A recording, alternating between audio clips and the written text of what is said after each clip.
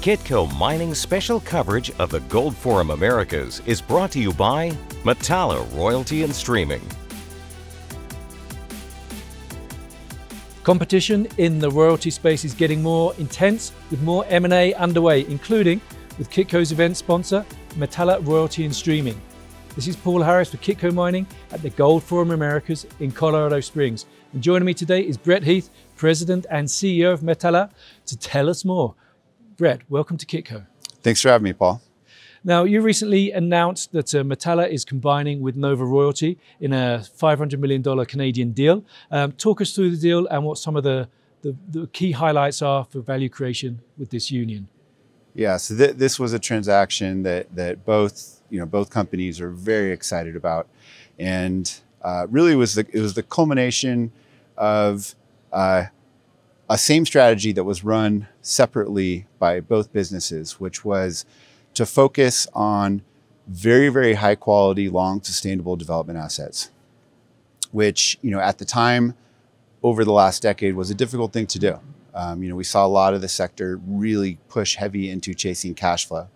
And what's happened as time has passed is that as we're advancing into kind of a new market, we're going towards the end of this decade. And what we're seeing is that we're seeing a lot less high quality product, meaning a lot less opportunities for really good assets that we have been buying hand over fist in both companies over the last decade. But by product, you mean the royalties and streams that are available or Correct. Coming available? Okay. Correct. And putting these two companies together makes the pro forma business just absolutely spectacular. What we see in this pro forma business is one of the most exciting, call options with sustainable cash flow growth of upwards of 2 decades. 2 decades of growth. And so that's really important, because if you have sustainable cash flow, you're a cash flow positive business, and you've got 2 decades of growth, then that puts the company on a very, very solid foundation in order to give investors that exposure that what they're looking for. What is the backbone of the combined portfolio? What are some of the key assets that are giving you that growth potential? Well, yeah. So, 105 assets. So there's so many to even try to go through at this stage. It's such a diversified portfolio. What I can say is that the pro forma business is going to have some of the best in class kind of quality of the asset base. For example, the top 10 assets will have kind of a peer leading 20-year mine life. So very, very sustainable, long mine life. Most of these assets, obviously, there's a huge amount of optionality that's combined with that. And also from an operator perspective, which I think is incredibly important at this stage, the combined market cap of the operators, or the average market cap of the operators of our top 10 assets, is around $13 billion. So you can see from a sustainability and from an operator perspective, the portfolio has underpinned, low risk, sustained growth ahead of it. And that was really the genesis of the deal and the thought process of going into it, to be able to have that and be able to forecast that out. What will the combined cash flow of the company jump to? So currently, what Metalla is forecasting this year is around 3,000 gold equivalent ounces. You can kind of pick a gold price. If your gold price is $2,000 an ounce, it's around $6 million US a year. Now, the attractive nature of this transaction, really the growth that I'm talking about, we believe is going to take the production from around 3,000 gold equivalent ounces to over 30,000 gold equivalent ounces annually by the end of this decade. So that's a 10x. That's a 10x in production growth, and that's a 10x underpinned by the top operators in the business on some of the most prolific deposits in both gold and copper. Is that growth already sort of paid for, or will you need to make more investments into those assets that are going to give you that growth? Yes, that's the beauty of the royalty business, is once you acquire the royalty, it's free carried. It's free carried into perpetuity. So that's a really big benefit from kind of a cost perspective, from a number of perspectives from investors while they're looking. It's really difficult to forecast exactly what the cost structure will be on some assets. Now, there are a couple milestone type payments involved, and those are not material, but they're also fixed. So it's something that you can quantify and plan for, and it's very kind of clear cut to be able to work through. This deal gives you more exposure to copper. Why is that attractive for you? Well, look, you can look at Mark Bristow. You can look at what's been happening in the market. And what we've seen is the biggest frenzy, M&A frenzy for high quality copper development assets that we've ever seen, and even production assets for that matter. And why are these guys? Why are the smartest guys that have the best information aggressively going after copper? And the truth is that there is a structural deficit in copper that's forecasted to start really in 2025. In our view, will last at least a decade, maybe two.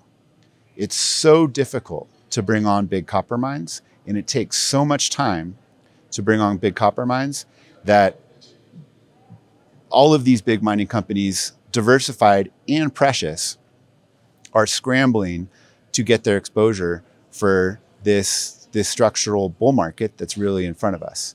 And so for the pro forma company coming together, you get the best of both worlds. You get high quality, near-term growth on the precious, really dominating the cash flow of the business through the end of this decade.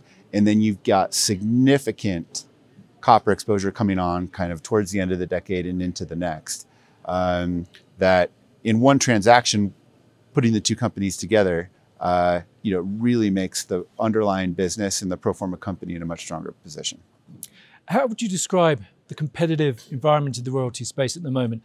There seems to be more companies chasing fewer deals, and as a result, perhaps terms are becoming more generous to the royalty giver.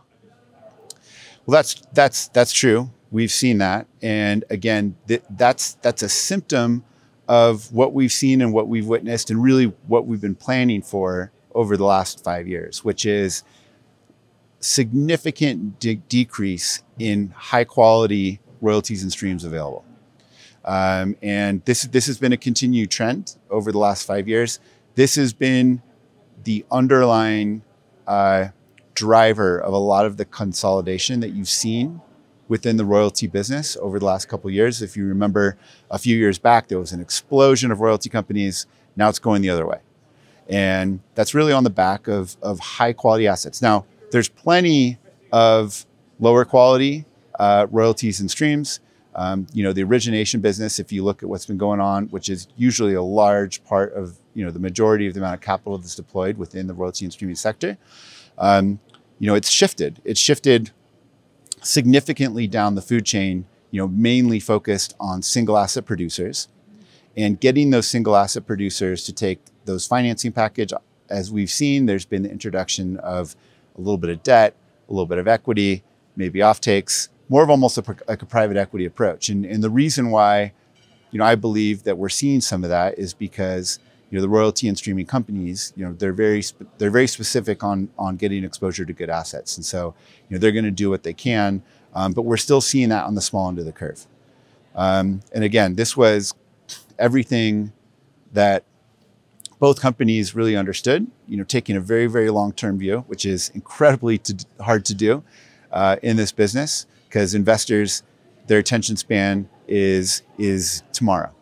I want to follow up on that a bit, if I may, Brett, because as you mentioned, you're starting to see royalty and streaming companies offering a full service of project financing, debt, equity, and obviously the caveat is you take a royalty or a stream with them as well. Is that really getting away or violating the royalty streaming model? Well, it's diluting it, and that's the truth. There's no simple way to answer that question, but it is a dilution of the core part of what royalties and streams give investors in regards to kind of superior exposure to assets, avoiding the cost structure, and a lot of the other things that impact the overall return of those investments. So, I think that that's probably going to continue. And, again, royalty companies have kind of evolved a little bit to become stronger partners as well. And I think that's good. I think with the origination side, royalty companies should be stronger, more representative partners within the capital structure and more aligned with the equity holders. And I think that's a great thing to do, of where that's going. But again, it is a bit of a dilution from the kind of original model. Metalla, as you've mentioned, has a lot of growth to come, sort of organically. Yeah. Is that going to be your focus now and in the sort of immediate future, or are you still looking to add new product? Well, right now, I mean, as we started to grow these companies respectively 7 and 5 years ago, we were a small business. And as you're growing a small business, you don't have huge amounts of cash that are coming in to fund all the acquisitions. And so ultimately, if you're a smaller royalty company, that's a growth by acquisition business. So you're forced to finance that with either debt or equity, and you do that in the most accretive manner possible that lines up with those types of transactions. The company's got 105 royalties now. We're comfortably cash flow positive. We've got 6 in production, 3 more coming online in 2024, and a stair step from there through 2030. So the business is finally in a position where we feel that we have that critical mass. We have enough solid, strong assets that are sustainable and underpinned by the largest mining companies advancing them to give us that path to being an intermediate.